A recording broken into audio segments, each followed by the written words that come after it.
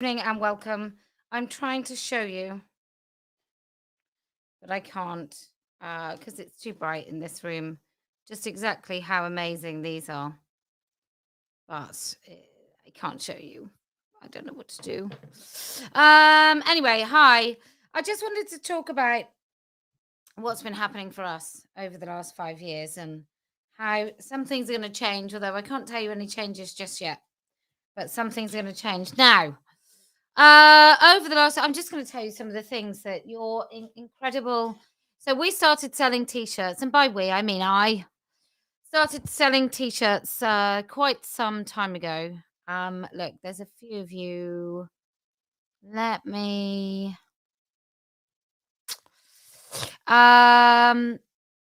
Let's remind you about why this week was really important and why it was so amazing to see so many women in New Zealand and why you have to come to Liverpool.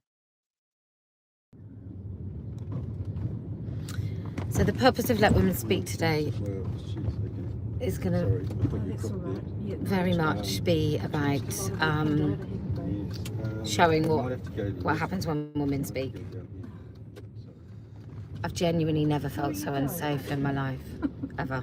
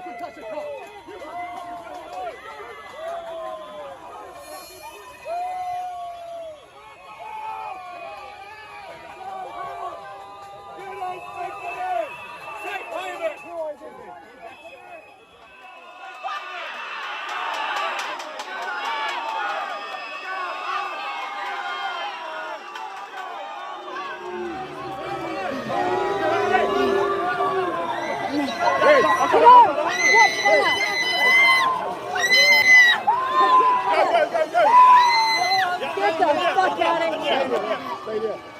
Okay. Excuse me. Go, go, go. Security. Okay.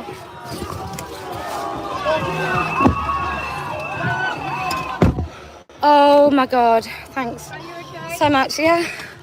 Just get us to a police station, it'll be fine. I thought they were going to crush us to death. Oh my God. Oh, I'm so delighted to say that it's a different story. In New Zealand, the last time that women spoke, and I can't help thinking that really did pave the way for women to speak, because what country wants to repeat that? Not even New Zealand. Look, I've been reflecting a lot this week. It's been a bit of a tricky week for me. I was gutted not to go to New Zealand. Ireland was so phenomenal. And the one thing that I always want to do when we do these talks is I want to be in a space where other people who don't know about this issue yet can come and learn about this issue, because I feel that once people understand what's going on, as what's happened in Canada this week, when people understand what is going on, they want to stop it and they want to say no. And the more people that we can tell, the better, really.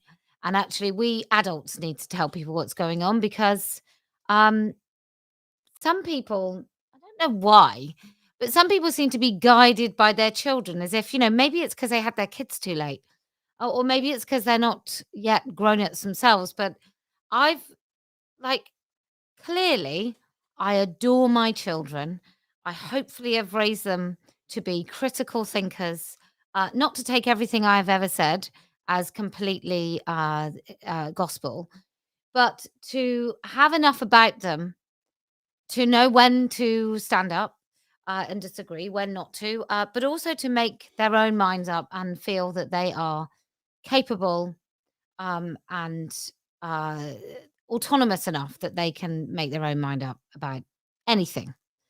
And so far so good, right? So far so good. Anyway, if my children came home with so-called new information, I am not going to think that I'm so out of touch or stupid that I need to instantly change my mind. And I do feel that that's what's happening with some parents. And let me just remind you, you chose to have children. It's your responsibility to know more than your children know about things like this. It's your responsibility to know more than your children know about whether or not a man, it can be a woman. It's your responsibility to teach your children that they can have a different opinion to everybody else and still not be wrong. So it's your responsibility, and it's your responsibility right now, especially if your children are age 18 or under, to understand exactly what it is that they're being taught in schools. And you'll know more about that if you've managed to create a relationship between you and your children where they still actually want to tell you stuff. And I'm really pleased that my relationship with my children isn't perfect. God, there's loads of mistakes that I've made, like every single other parent on the earth. But my children talk to me about most things. We certainly talk about this sort of stuff. We talk about all different sorts of things. They come to me with their issues. Not always. I think it's quite healthy. I would think it'd be weird if they came to me with everything. But, I want to say also, I find myself agreeing with Nancy Kelly today, because I'm also very sad that 30% of adults in this country think self-ID is not an issue. And it makes me think that they need some education. But I don't trust any polls, to be honest. I just think they're nonsense. I just think some people answer polls. Some people don't. There'll be a certain sort of person that never answers. So I don't really trust it. Anyway, it's coming up to in about 5 days time. It will be Harrop Day. It will be 5 years since my interview with Adrian Harrop. On the 25th of September, I think it was the 25th, when they removed the billboard. And so if you are on our mailing list, you will find some extraordinary bundles, all involving the definition of the word woman. Because way before anybody else saw that as the central focus of what we should be talking about, that if you take that word, you take our rights, you make it impossible for us to talk. And I did that back in July of 2018. And I was actually interviewed under caution in 2018. Unfortunately for me, and fortunately, there are a lot of firsts under my belt, and being interviewed by the police is one of them. Being interviewed twice by the police is another. Having involvement with the police on 5 occasions is another string to my particular bow.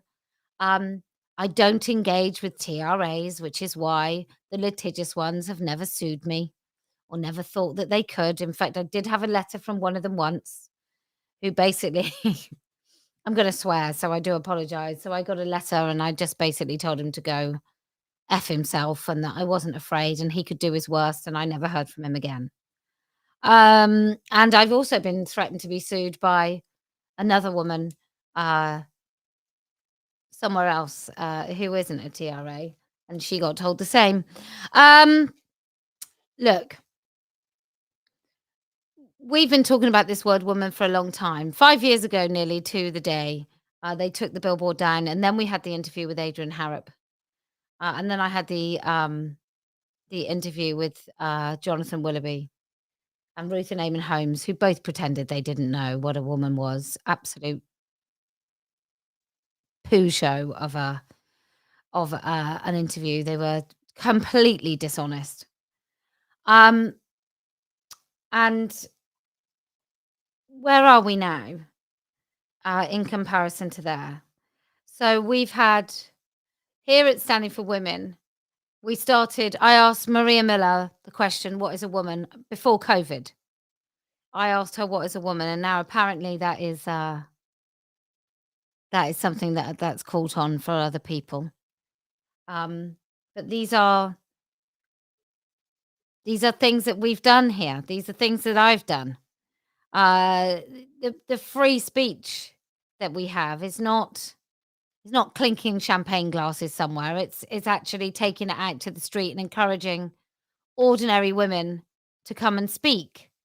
And we've done that all over the world. You know, I was really proud that the other night those women in New Zealand felt that they could speak and they were protected, and it was quite difficult not to be visibly and audibly moved by the fact that they were doing that all the way over there.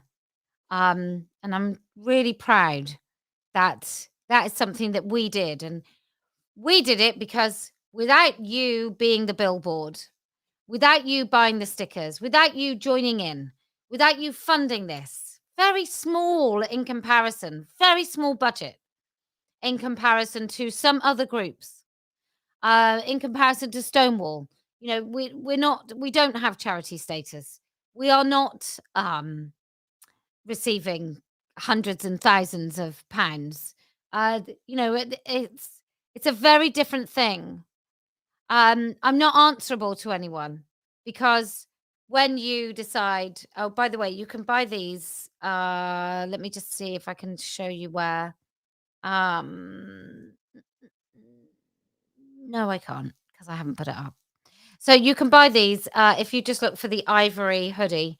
Then this is rose gold. So it's not quite gold, it's rose gold. And it's honestly, it's like my son has got some very expensive clothes because that's what first paycheck kids do. And these are far superior than the hoodies that he pays an absolute fortune for. These are they're just incredible quality. And these have a kangaroo pocket. And then our oversized hoodies have got 2 pockets and they don't have these toggles. And they slightly overlap, but they are honestly, it's just I wouldn't wear it if it wasn't some of the most lovely clothing I've ever worn. Anyway, so I've been to Conservative Party conventions to ask these questions to ministers. I've put on a meeting at the House of Lords. It absolutely, categorically, absolutely, without question, change the conversations between government and medics.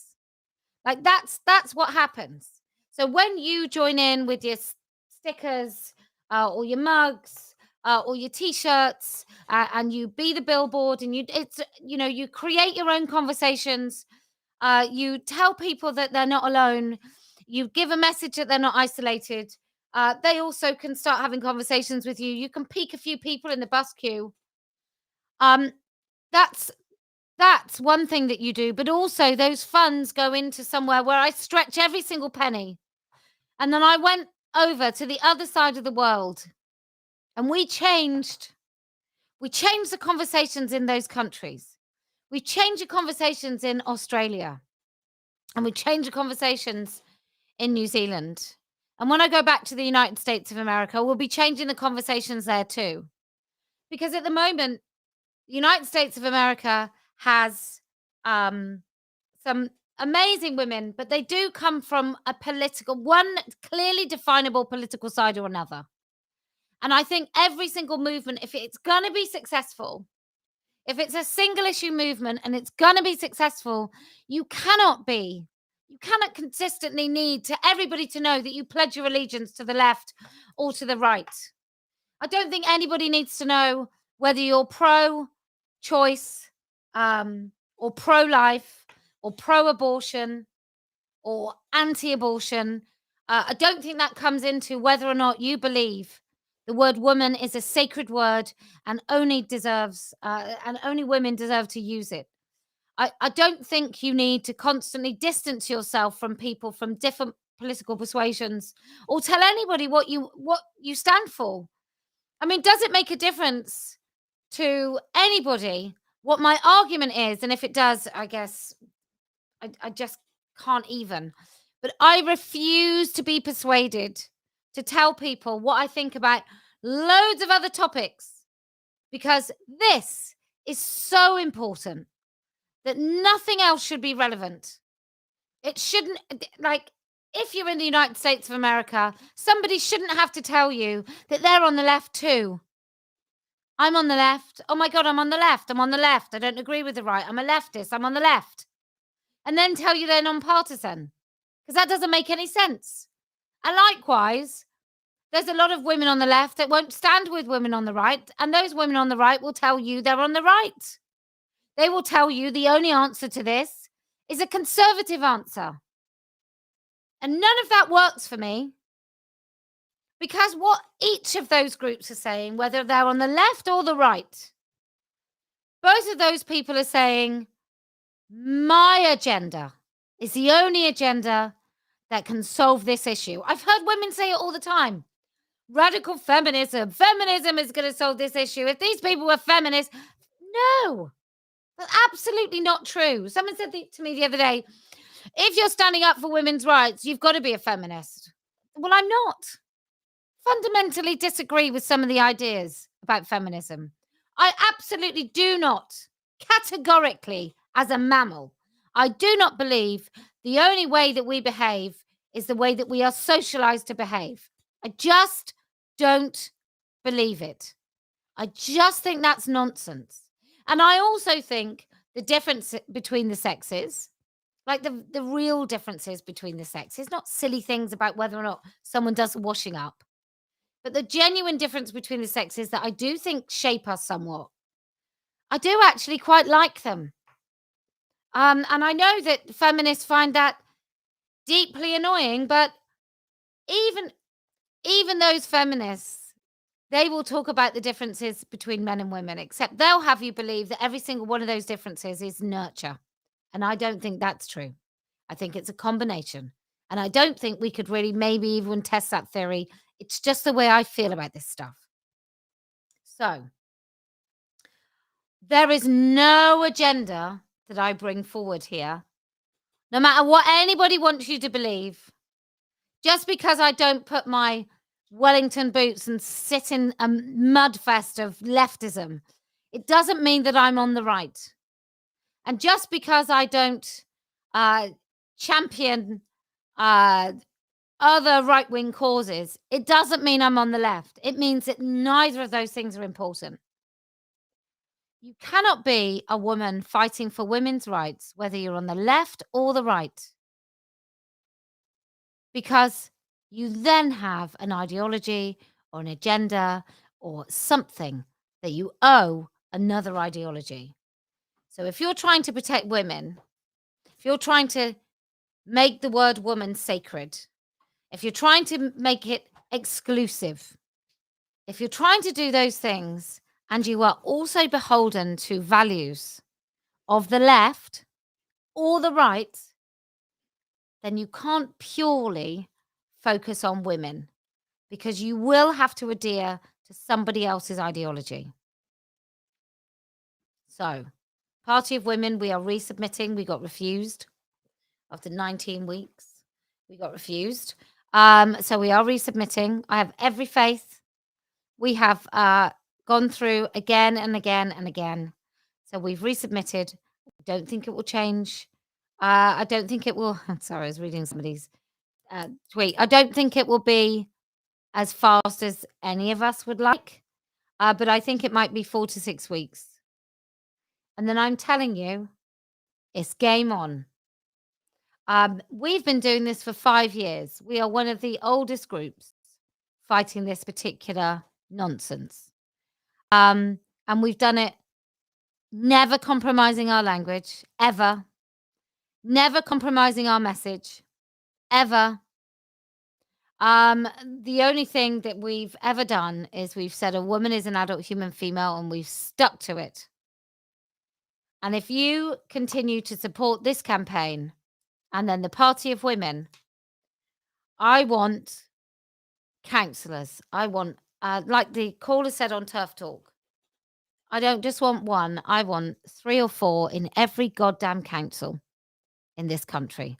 I want women on boards when it comes to foster care. I want women on children's special interests in councils. I want them in school board meetings right throughout the globe, specifically in the UK. I want women councillors in all the committees that impact young people, vulnerable people, and the elderly. All the women's services, I want to have at least 3 or 4 women who know what a woman is and are prepared to say it. Wesley, the grounds were vast. They were tiny, but there were many. I don't want to disclose them because, anyway, it's too tricky. So we've got to be everywhere, and we've got to be the PCCs. It's that's going to be how we take it back. Just one more thing, you beautiful people.